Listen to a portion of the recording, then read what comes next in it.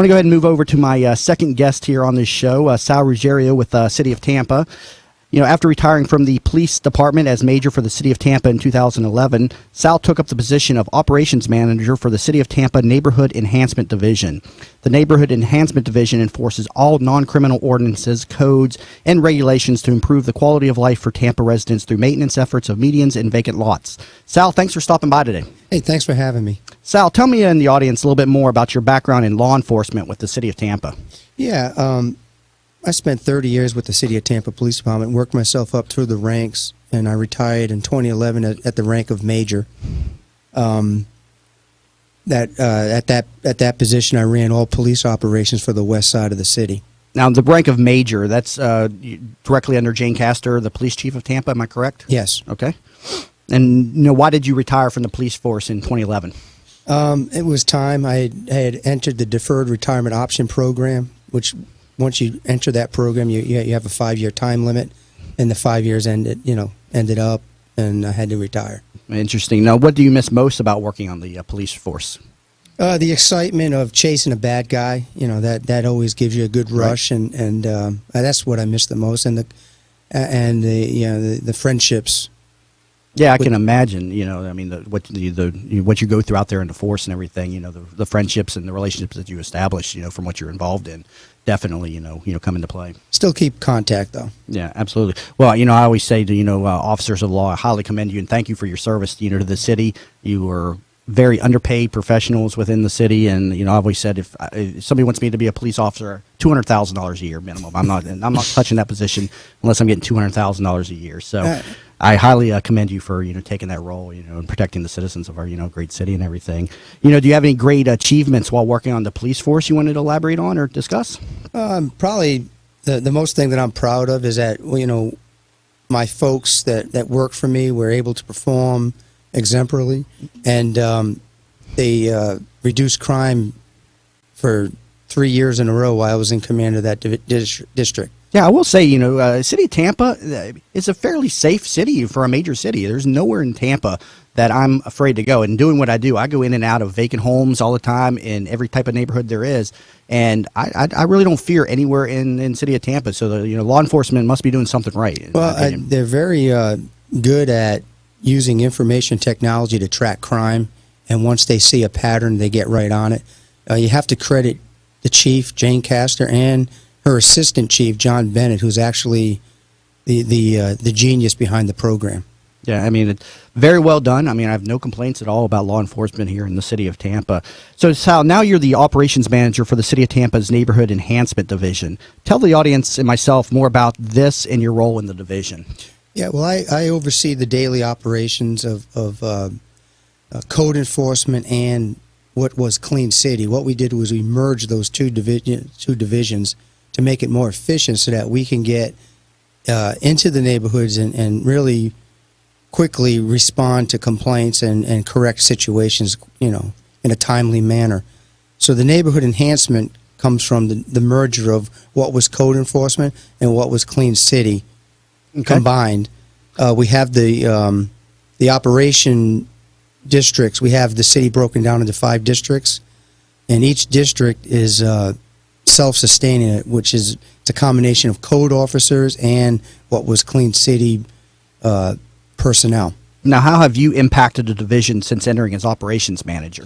Well, I think the way I impact and the reason why the mayor brought me in is two reasons. Number one, to look at you sort of integrate information technology to make this unit perform better, and also with my police background to still be in contact with the police, because a lot of these issues go hand in hand. So that's probably my 2 main impacts right now. Very good, very good. So I've got to take a quick break here, but stay tuned. I got more here with Sal Ruggiero, City of Tampa Neighborhood Enhancement Operations Manager. And if you're just tuning in, you've been listening to the Jamie Meloni Real Estate Show here on 1250 Wins WHNZ. Back in a moment. Now, here's Jamie. Hi, everybody, and thanks for staying tuned in to the Jamie Meloni Real Estate Show here on 1250 Wins WHNZ. You'll find this show on every Mondays at noon, so please tune in as my show aims to become your information source for the Tampa Bay real estate market. Here on the second half of the show, we've been talking with Sal Ruggiero with the City of Tampa Neighborhood Enhancement Division. So Sal, I for one specialize in the sale of bank-owned properties and commonly have issue with city codes and violations, so much so that I've actually learned quite a bit about the city's habits and practices. For those who are not aware, I want to talk a little bit more about this. First off, what is the city's boundaries in Tampa and versus where county kicks in? Yeah, to the west, it would be the Bay. Mm-hmm. To the east, out by the fair, just before the fairgrounds. Okay. South goes all the way to MacDill Air Force Base, and then the north would be just like if you're on the west side of the city, a few blocks north of Hillsborough. Okay. Then if you're up by Busch Gardens, then just north of Fowler. Now, Bruce B. Downs into New Tampa, that's all been annexed under the city. That's into the city limits. That's also City of Tampa. Yes. Okay, yeah, and I know because it gets confusing because I got to know where county is, city is, and I'm under different, ordinances and regulations and different utilities and stuff for these different areas and stuff. So I always like to, make people aware, where the boundaries are and when they're under a county regulation versus a city regulation. How many employees do you have under your management, and what's a typical day like for them out in the field? Right now we have 78, and that's the combination of both. We have 37 code inspectors, and then the rest would be cleanup crews. Typical day, the 5 districts, they report to work at 8 o'clock. They meet with their supervisors. They're pretty much in tune on what areas they need to be in. So the code officers will go and sweep neighborhoods and look for violations. The cleanup crews, they have their set workloads.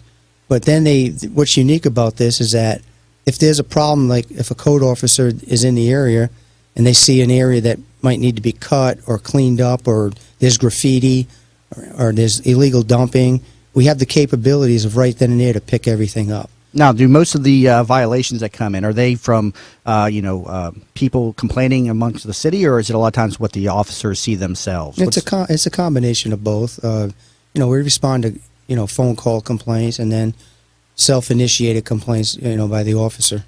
Now, when you or your staff encounters a violation, what is the process to rectify? I mean, if it's something, immediate, do you, attend to the situation immediately, or do you just slap a lien on the property and then the owner has to, go through some steps to get this resolved? How does that all work? It's just, we'll give you the example of a homeowner-occupied house that has accumulations out front, or in the yard or whatever.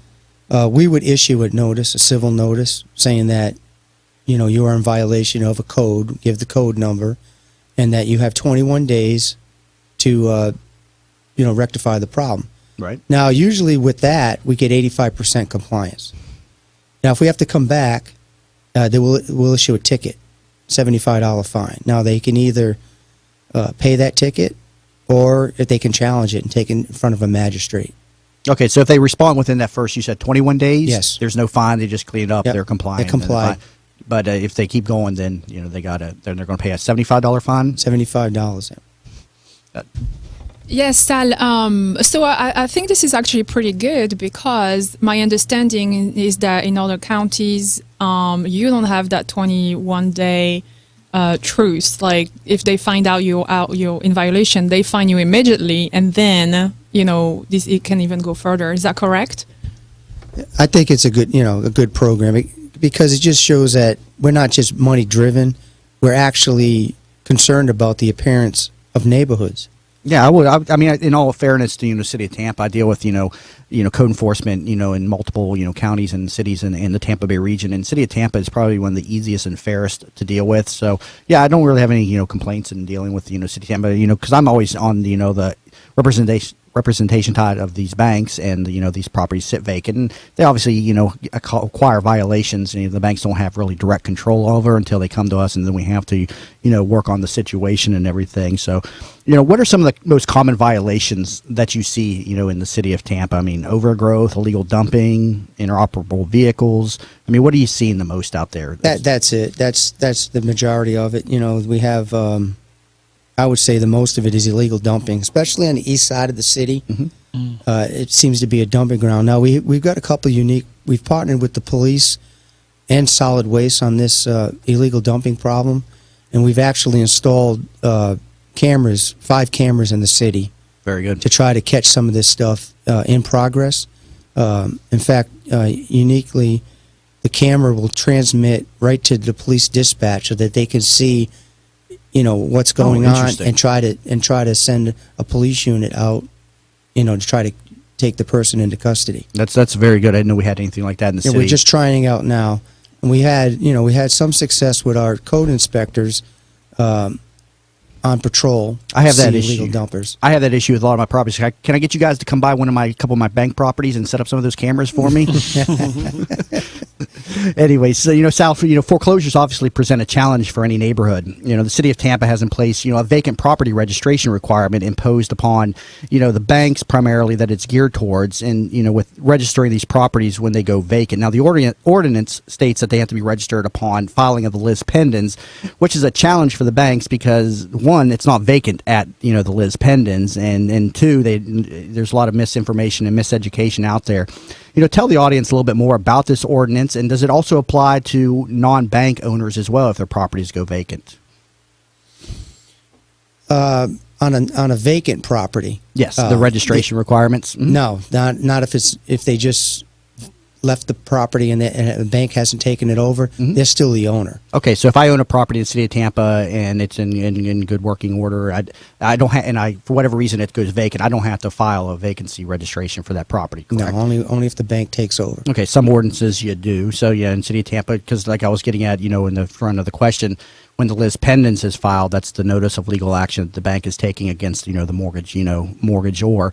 Then they have to, register the property at that time. And, most of the banks don't do that. They usually register them when they're assigned to an agent post foreclosure and everything. But I'm curious, do many of the banks follow this ordinance, and has it been, worthwhile, and has it benefited, the city having this database of registry properties? It's working, and once they're registered on the foreclosure registry, the process, they have to give us a property manager, somebody that can take care of problems, and it's working. Mm-hmm. A couple of things that we're doing, if we do have a vacant property that our officers come upon, we actually have the capability now with some legal personnel to drill down and figure out on scene who is the best to cite, who should we go after the most. Yeah. So we're trying to get more proficient in that.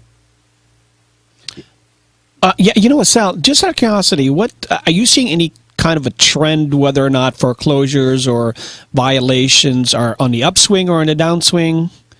Or is it, because I know obviously in the last 3 or 4 years there's been quite a bit of REOs and a lot of properties going that way and foreclosed on, but what have you seen lately?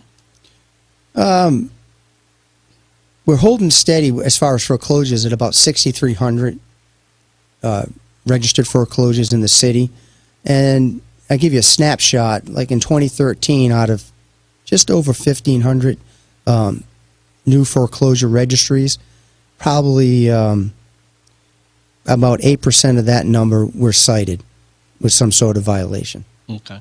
But have you seen that on an upswing year over year, or is it you said it leveled a little bit? I think it's just interesting. The number's holding steady. Now, Sal, before we go off the air here and everything, give the audience your contact information if they're having any issues with any of their neighboring properties, and how they can go about contacting the city to get their properties stabilized that are near theirs. Yeah, they can go on the website and go to the Customer Service Complaint Center, and you can just file a complaint right there, and it'll What's get the website?